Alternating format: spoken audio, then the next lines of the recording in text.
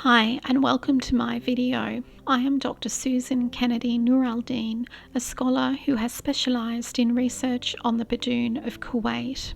I am the author of The Stateless Badoon in Kuwait Society, a study of Bedouin identity, culture and an intellectual ideal. Please note that this video is not for children and may cause triggering. If you are suffering from mental or an emotional disorder or are feeling depressed or confused, please do not watch this video, but seek the company of your loved ones. This video is about the United Nations Universal Periodic Review of Kuwait 2020 and United States deep state interference to obtain US outcomes from the Universal Periodic Review, which happens to support the government of Kuwait's policy of depriving the Badoon of citizenship. The Badoon have been deprived of citizenship by the government of Kuwait since 1961. Last year, I submitted my report to the Universal Periodic Review of Kuwait for 2020.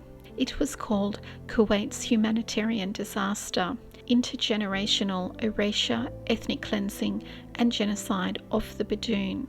The information I provided to the Universal Periodic Review Working Group was the culmination of over 5 years of research in the field and with historical research on the problem of the Badoon of Kuwait. When the humanitarian and civil society reports were first discussed by the working group in the January 2020 session of the United Nations in Geneva, Switzerland, the United States issued their recommendations, which they sought to define the scope of information on the Badoon that would be prioritized by the working group. Although the US has complained about the United Nations processes in recent times, it is quite clear that the US believes it controls what is allowed to be said about the Badoon in Kuwait at this level. We can see this reflected in the omission of current information about the Badoon's human rights situation by a number of major humanitarian organizations submitting to the Universal Periodic Review, such as Human Rights Watch and Amnesty International,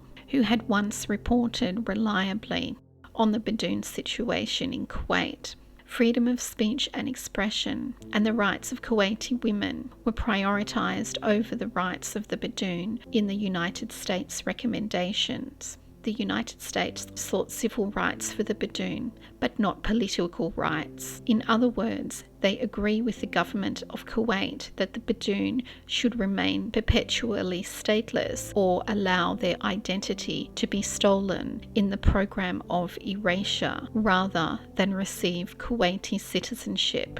Inside Kuwait, the Americans had already organized with human rights activists to ensure that they understood what the American policy was on the Badoon and made them aware that they did not support their community's claims for citizenship. This was reflected in the activity between American officials and Badoon human rights activists and citizen human rights activists, including nationalist extremists, in the time period leading up to the closing dates for reports to be submitted to the Universal Periodic Review. Accordingly, their agents did not submit to the Universal Periodic Review to demand their citizenship rights, and in some cases, their agents submitted duplicitous information about the Badoon's identity to the Universal Periodic Review, mirroring the government of Kuwait's policy on the group, which claims that the population of over 100,000 are not who they say they are. In 2019, the deep state began to organize with local human rights activists and national extremists in Kuwait and parliamentarians from a number of different sides to create a distraction that would ensure that many activists capable of reporting the Badoon's erasure to the Universal Periodic Review would not report to the Universal Periodic Review at all. As a side note, it's not unusual for individuals in Kuwait to claim that they are human rights activists, nationalists, parliamentarians, politicians, scholars and/or journalists all at the same time while performing functions for the government of Kuwait and the CIA. Viewers should refer to the book by Abdullah Al-Madez on Kuwaiti extremism,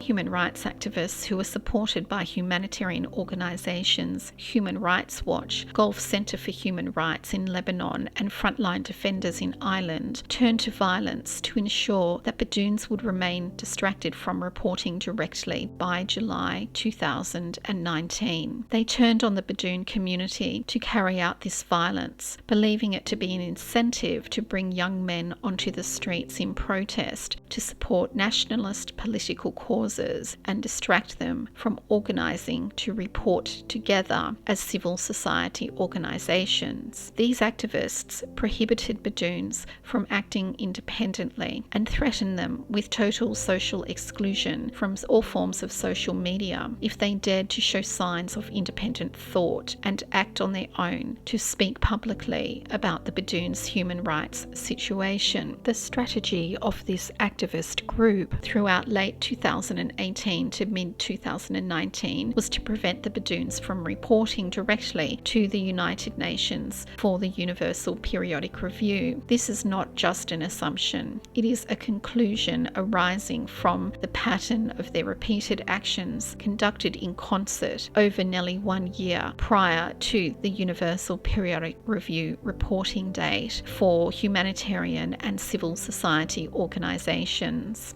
Later, the US ambassador of Kuwait actually made an appearance to show his support for the violent activist organisers of this campaign. It is worth noting that the community does not discuss their ethnic cleansing via the program of erasure, which is also a form of identity theft, simply to be troublesome to Kuwaiti and American interests. As I have demonstrated in my extensive research, the evidence for the group's erasure and genocide is so substantive as to form a landslide against the claims the group are not Kuwaitis, which the government of Kuwait and nationalists have never been able to prove in their propaganda wars against the Badoon. The cover-up campaign to distract Badoons from reporting to the Universal Periodic Review of Kuwait reached its crescendo with the incarceration of human rights activists just days prior to the end date for civil society reporting to the UPR. This occurred in July 2019. The timing was absolutely uncanny. It was fixed. Not only did so-called human rights activists commit violence on their own circle to motivate Badoons to come out of their homes to protest, they arranged for the incarceration and torture of other innocent Badoon men by the government of Kuwait, which took place behind the scenes and away from the activists' media headlines about their own incarcerations for protest and dissent. After the same human rights activists had informed on individuals they believed were likely to report to the Universal Periodic Review of Kuwait. This included informing on members of their own tribes. Citizen females Hadil Bourkais and Ebtihal Al-Khatib were involved in this exploitation and violence toward the Badoon people. Ebtihal Al-Khatib is a professor of literature at Kuwait University. At this time, she called for a new nationalist political party to be formed, attempting to coerce young Bedouin men to follow her and abandon their family and tribal loyalties. She was quite aware that political parties are illegal in Kuwait. The strategy was designed to lead to mass arrests of young Bedouin men from the citizen and the Badoon communities who are joined by family ties. Civil war over the Badoon issue became a popular topic for discussion on social media among Kuwaitis from all backgrounds throughout late 2018 and 2019. This social dissent was designed to create maximum impact, stress and unrest within the Bedouin community in Kuwait, leading up to the closing date for Universal Periodic Review reports to be submitted. When key actors were arrested, their court cases were then fixed to ensure that they would be acquitted of their charges or given retroactive minimalist sentences. Other activists who took part in their protests were given 10-year jail terms, which made the news headlines. But no sooner than the leading activists were released, they were back on social media supporting the National Extremist Front, lauding Kuwaitis who had historically participated in policy development to deprive the Badoon of their human rights, as well as performing divisive public roles inflaming racial tensions inside Kuwait to increase levels of discrimination and criminalisation of the Badoon. These human rights activists work for a political front that services Kuwait's elite and is responsible for creating the Badoon policy to keep the group stateless, deprived of citizenship and human rights. The community no longer trusts these individuals because of the harm they have caused to countless families over the years since the Arab Spring. When the US ambassador for Kuwait and the author of the Department of State's Human Rights Report on Kuwait placed their support behind these individuals in a public appearance at a young man's funeral that they had not been invited to attend. The disinformation campaign leading up to the Universal Periodic Review, which had also included Human Rights Watch, looked even more like a CIA-backed campaign of dissent, created to lead the Badoon astray. It is clear that the US stands out among other states in the international community in failing to support the Badoon's claim to the right of Kuwaiti citizenship, which their forefathers actually satisfied according to Kuwaiti law. Furthermore, the Americans claim they support legal documentation to be provided to the Badoon is ambiguous because the US is fully aware that the government of Kuwait issues what it claims to be legal documentation to the Badoon, which is actually fraudulent and an essential component of the state's method of ethnic cleansing of the Badoon. Since the US has known about the Badoon's ethnic cleansing using this method since at least 2006, we could expect the US to clarify such recommendations in the context of this erasure. The erasure is a crime against humanity, also called Juz Kogan's, for which the state of Kuwait should be prosecuted in the international criminal courts. In the context of the US authorities' silence about the ethnic cleansing of the Badoon in their Universal Periodic Review recommendations, they appear to support the government of Kuwait, not only in destroying the Badoon population and their culture, but in continuing to help them to cover it up.